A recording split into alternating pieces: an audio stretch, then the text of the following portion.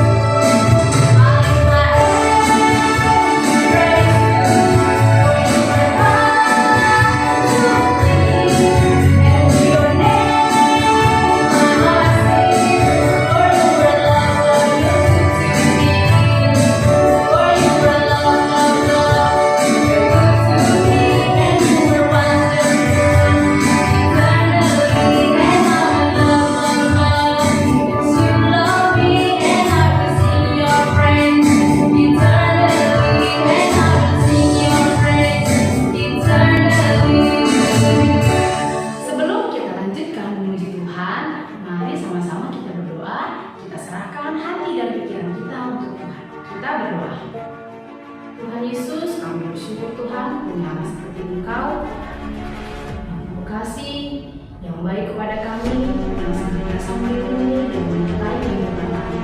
Bahkan hari ini Tuhan, kami sungguh bersyukur kami masih boleh mengikuti kebaktian kami. Tuhan, saat ini kami datang ke hadirat-Mu Tuhan untuk menyampaikan keinginan kami, kerinduan kami ya Tuhan. Kiranya Tuhan berkati ibadah kami hari ini ya Tuhan. Puji-pujian kami yang kami nyanyikan dalam menyenangkan hati. Dan nanti kami Tuhan akan mendengarkan sebagian dari firman-Mu ya Tuhan. Firman Tuhan boleh menjadi kebenaran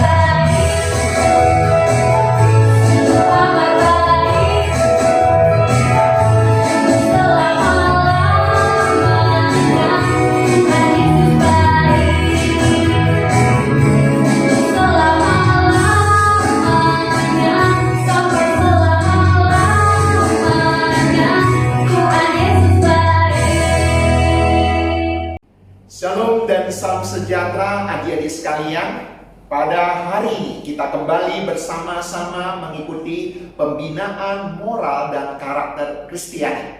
Bapak senang bisa menyampaikan pembinaan bagi adik-adik sekalian. Mari kita sebelum mengikuti pembinaan ini kita berdoa. Tuhan Yesus, terima kasih. Pada saat ini kami diberikan kesempatan untuk belajar firman-Mu. Tuhan Yesus, tolong kami supaya hidup kami diperbaharui. Karakter kami juga dibentuk menjadi karakter yang lebih baik dan lebih baik. Terima kasih Tuhan Yesus. Kami berdoa di dalam nama Tuhan Yesus. Amin. Adik-adik sekalian, hari ini kita akan sama-sama mengikuti pembinaan dengan tema sahabat baik. Bapak akan memulai dengan sebuah cerita. Suatu malam ada seekor tikus yang kelaparan. Dia menyelinap keluar, masuk ke sebuah dapur. Di sana adalah dapur daripada rumah Pak Petani. Lalu ketika sang tikus masuk ke dapur tersebut, dia melihat di sana ada perangkap tikus. Ada penangkap tikus di mana Pak Petani menyediakannya supaya bisa menangkap tikus yang ada. Lalu ketika sang tikus melihat ini ada perangkap, ada jebakan tikus, sang tikus takut sekali. Dia lari keluar, dia masuk ke kandang ayam. Di kandang ayam dia melihat ayam sahabatnya. Dia berkata, cici ayam, tolong saya. Di dapur Pak Petani ada jebakan, ada perangkap tikus. Saya takut sekali. Lalu cici ayam berkata, ini urusanmu, ini bukan urusanku. Kamu buat aku sakit kepala saja. Ketika sang tikus melihat ayam berkomentar demikian, wah, tikus itu merasa sedih sekali. Akhirnya dia keluar, dia teringat sahabatnya yang lain. Dia menyelinap lagi ke kandang kambing. Di sana rupanya kambing sudah berbaring hendak tidur. Lalu sang tikus langsung berkata, koko kambing, tolong saya. Di dapur ada jebakan tikus, ada perangkap tikus, saya takut sekali. Lalu koko kambing bilang apa? Aduh, ini masalah kamu, apa urusannya dengan aku? Ketika tikus mendengar hal ini, dia juga sedih sekali. Kenapa sahabat-sahabatnya tidak mau menolong dia? Dia keluar dari kandang kambing, dia langsung teringat, ada satu lagi sahabatnya. Dia langsung cepat-cepat lari ke kandang sapi. Di sana sapi sudah mau tidur. Lalu dia membangunkan sapi tersebut. Om sapi, tolong saya. Di dapur ada jebakan tikus, ada perangkap tikus. Lalu sapi terbangun, dia mulai tidak enak, tidak nyaman. Dia berkata, kamu ganggu orang tidur saja. Perangkap tikus, jebakan tikus, apa urusannya denganku? Itu urusan kamu. Coba pergi saja, aku sudah mau tidur. Ketika tikus mendapat respon yang demikian, dia sedih sekali. Akhirnya dia keluar dari kandang sapi dengan sedihnya, kembali ke lubang di mana dia tinggal. Setelah dia tinggal tidak berapa lama, tengah malam terdengar sesuatu. Sepertinya itu perangkap tikus menangkap sesuatu. Lalu sang tikus cepat-cepat berjalan melihat apa yang terjadi. Rupanya seekor ular yang berbisa sedang terjepit di dalam perangkap tikus tersebut. Dan ketika dilihat baik-baik, rupanya istri Pak Petani, di mana ibu yang tinggal di dalam rumah itu sedang memegang tangannya. Kenapa? Rupanya tangannya sempat dipatok oleh ular. Singkat cerita, esok paginya Pak Petani membawa istrinya pergi mencari tabib. Karena di desa itu, di kampung itu tidak ada dokter. Yang ada adalah tabib. Lalu pergi ke tabib tersebut, lalu tabibnya mengeluarkan obat herbal.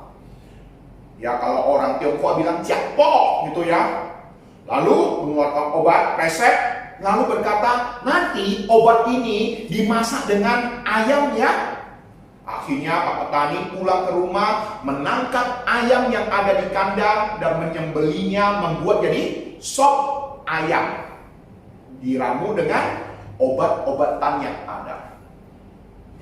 Rupanya obat itu tidak bisa menyembuhkan istri Pak Petani. Karena racunnya sangat berbisa, akhirnya ibu petani pun meninggal dunia. Ketika ibu petani meninggal dunia, tetangga-tetangga pada kumpul. Dan Pak Petani melihat banyak orang yang berkumpul. Dia menyuruh temannya, cobalah itu di kandang kambing, ada kambing, coba sembelih supaya semua dapat makan. Tidak lama kemudian rupanya masyarakat yang ada di desa itu semua berkumpul. Kenapa? Karena Pak Petani, ibu petani ini orang yang baik sekali. Akhirnya banyak orang berkumpul. Pak Petani katakan, kambing tidak cukup. Coba itu sapi disembelih, dipotong untuk menjadi makanan semuanya. Akhirnya ayam, kambing, dan sapi pun disembelih. Ketika tikus melihat itu semua, hatinya sedih sekali.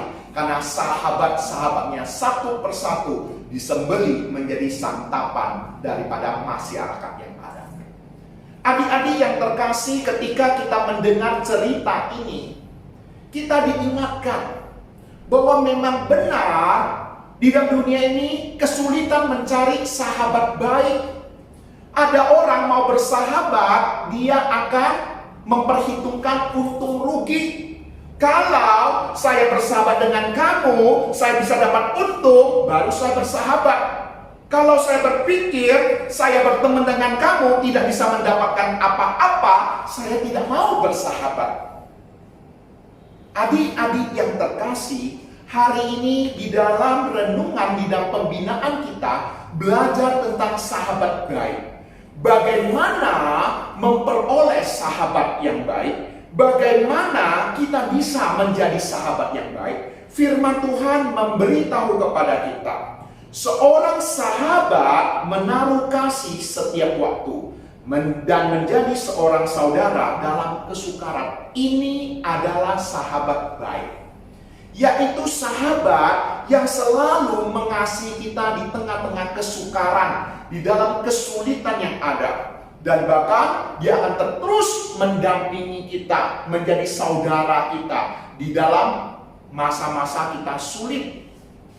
Nah, adik-adik yang terkasih, bagaimana untuk memperoleh sahabat baik yang demikian? Firman Tuhan beritahu kepada kita rahasianya.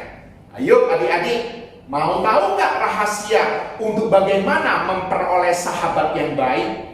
Firman Tuhan memberitahu kepada kita, segala sesuatu yang kamu kehendaki supaya orang perbuat kepadamu, perbuatlah demikian juga kepada mereka. Itulah isi seluruh hukum Taurat dan kitab para nabi. Artinya apa? Kalau kita ingin mendapatkan sahabat baik, firman Tuhan memberitahu kepada kita, kita harus juga terlebih dahulu menjadi sahabat baik bagi orang lain. Ayo, adik-adik coba berpikir, kenapa hari ini saya belum ada sahabat baik? Mulai hari ini kita belajar menjadi sahabat baik bagi orang lain terlebih dahulu. Bagaimana menjadi sahabat baik? Firman Tuhan sudah memberitahu kepada kita, memperhatikan mereka, peduli akan keadaan mereka. Kalau mereka dalam keadaan sakit, kita juga bagaimana menghibur mereka, mendoakan mereka, menelepon mereka. Pokoknya apa? Kita berusaha menjadi sahabat baik bagi orang lain terlebih dahulu. Kemudian hal yang kedua, Bapak ingin beritahu kepada adik-adik sekalian, bahwa Tuhan kita Yesus Kristus juga adalah sahabat sejati kita. Dia begitu peduli akan keadaan kita. Ketika kita mengalami kesulitan, permasalahan, sakit penyakit, ingat Tuhan Yesus selalu hadir menghibur kita dan Dia siap untuk menolong kita. Adik-adik yang terkasih, Bapak waktu seusia kalian, ya waktu masih SD, Bapak tinggal di sebuah kompleks pabrik kelapa sawit. Rumah Bapak pas bersebelahan dengan pabrik tersebut. Suatu malam, pabrik itu kebakaran hebat sekali. Apinya besar sekali. Waktu itu Bapak masih kecil. Dan tinggal juga bersama adik perempuan dari Bapak. Ketika melihat api berkobar, kami takut sekali. Dan kami tidak bisa melakukan apa-apa. Yang kami bisa lakukan apa? Berdoa. Lalu doa apa? Doa yang diajarkan Tuhan Yesus. Doa Bapa kami. Ya, Bapak bersama adik Bapak berdoa, Bapa kami yang di surga, dikuduskanlah namamu, datanglah kerajaanmu, jadilah kehendakmu di bumi seperti di surga dan sebagainya. Dan tidak lama kemudian api mulai padam. Adik-adik sekalian, memang waktu itu Bapak tidak bisa melakukan apa-apa. Tetapi Bapak tahu Tuhan Yesus bisa menolong. Sehingga Bapak hanya bisa berdoa. Sekalipun doa Bapak kami tidak ada kata padamkanlah api. Supaya api kebakaran itu bisa bagaimana teratasi. Tidak ada kalimat begitu. Tetapi ingat, Tuhan Yesus sudah tahu maksud doa kita. Bahkan sebelum kita berdoa. Ini sesuatu yang indah sekali. Oleh sebab itu, adik-adik, kalau Anda kesulitan belajar sudah sungguh-sungguh, tapi kenapa ya ujian saya masih saja belum dapat hasil yang baik? Coba belajar berdoa kepada Tuhan. Belajar baik-baik dan berdoa kepada Tuhan. Kemudian kalau di rumah, misalnya ada masalah keluarga, masalah kebutuhan hidup, masalah pekerjaan papa dan mama, belajar kita berdoa kepada Tuhan Yesus. Kalau kita sedang sakit atau kurang enak badan, kita berdoa kepada Tuhan Yesus menolong kita. Ingat, jangan menyerah, jangan putus asa. Tuhan Yesus, sahabat sejati kita yang siap menolong kita. Sebagai penutup, Bapak akan cerita sebuah kesaksian tentang dua sahabat baik. Yang satu bernama Hans, yang satu bernama Albert. Mereka sudah bersahabat baik sejak kecil. Ketika mereka sudah tamat SMU, mereka ingin melanjutkan kuliah. Ya, mereka punya cita-cita yang sama supaya mereka bisa kuliah seni, yaitu seni melukis dan memahat. Suatu hari Hans memberitahu kepada Albert, kita mau kuliah tapi kita tidak punya uang. Bagaimana kalau saya bekerja cari uang terlebih dahulu dan kamu kuliah? Nanti setelah selesai kamu kuliah, kamu cari uang, saya pergi kuliah. Ketika Albert mendengar perkataan daripada Hans ini ide yang baik. Lalu akhirnya Albert pergi kuliah. Setelah beberapa tahun Albert rajin belajar, selesai kuliahnya dia pulang ke kampung. Dia senang sekali dan ingin berkata kepada Hans, Hans, sekarang giliranmu pergi kuliah, saya akan bekerja cari uang. Sesampainya di rumah Hans, dia mengetuk pintu, tapi tidak ada yang menyahut. Albert heran, kenapa tidak ada yang menyahut? Dia ketuk terus juga tidak ada yang menyahut. Akhirnya Albert mengelilingi rumah itu, masuk ke belakang dan melihat sebuah jendela sedang terbuka. Dia melihat Hans sedang bersujud dengan melipat tangannya berdoa kepada Tuhan. Dan terdengar doa daripada Hans yang berbunyi demikian. Tuhan, tanganku sudah kaku. Karena selama ini rupanya Hans bekerja keras sebagai tukang bangunan. Dia angkat semen, dia ketuk itu, hancurkan batu-batu tembok. Dia pokoknya tangannya menjadi kasar dan kaku. Sehingga dia berdoa pada Tuhan, Tuhan, tanganku sudah kaku. Aku tidak bisa lagi menjadi pelukis.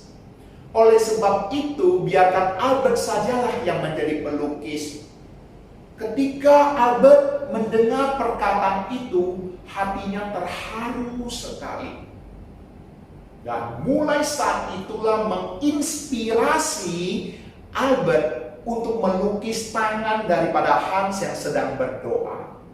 Dan lukisan itulah menjadi lukisan yang terkenal di dunia, yaitu apa? Tangan yang berdoa. Adik-adik yang dikasihi Tuhan, hari ini melalui pembinaan Bapak ingin mengajak setiap kita. Setiap kita butuh sahabat baik. Bagaimana untuk memperoleh sahabat baik? Caranya pertama, jadikan sahabat baik bagi orang lain. Kita harus bisa menjadi sahabat baik bagi orang lain terlebih dahulu. Memperhatikan teman-teman kita, peduli akan teman-teman kita terlebih dahulu. Yang pelajaran kedua, ketika kita dihadapkan pada kesulitan yang bagaimanapun juga, ingat, Tuhan Yesus sahabat baik kita. Tuhan Yesus sahabat sejati kita. Ketika kita menghadapi kesulitan yang bagaimanapun juga, tidak boleh menyerah, tidak boleh berputus asa. Bapak mengharapkan tetap berpengharapan, tetap semangat, berdoa kepada Tuhan Yesus, karena Tuhan Yesus adalah sumber pengharapan kita. Oleh sebab itu, adik-adik sekalian, sejak kecil kita selalu ingat, kita butuh sahabat baik, kita bisa menjadi sahabat baik bagi orang lain, dan kita tahu Tuhan Yesus sahabat baik dan sejati kita. Tuhan Yesus memberkati. Mari kita semua tundukkan kepala, kita berdoa. Tuhan Yesus yang baik, terima kasih. Hari ini kami boleh bersama-sama belajar melalui pembinaan tentang sahabat baik. Kami rindu memiliki sahabat baik dalam kehidupan kami. Tuhan, tolong kami bisa menjadi sahabat baik bagi teman-teman kami. Peduli, mengasihi mereka, dan memperhatikan sahabat-sahabat kami yang membutuhkan. Dan Tuhan, tolong kami juga Bapa, ketika kami di dalam kesulitan yang sesulit apapun, baik pelajaran di sekolah, baik masalah keluarga, baik masalah kelemahan tubuh, kurang enak badan, kami memohon Tuhan Yesus menolong kami. Karena kami tahu Tuhan Yesus, Engkau adalah sahabat baik kami, yang sama sekali tidak meninggalkan kami. Terima kasih Tuhan Yesus, terima kasih. Kami berdoa di dalam nama Tuhan Yesus yang baik. Amin. Tuhan Yesus memberkati. Sampai jumpa. Bye-bye.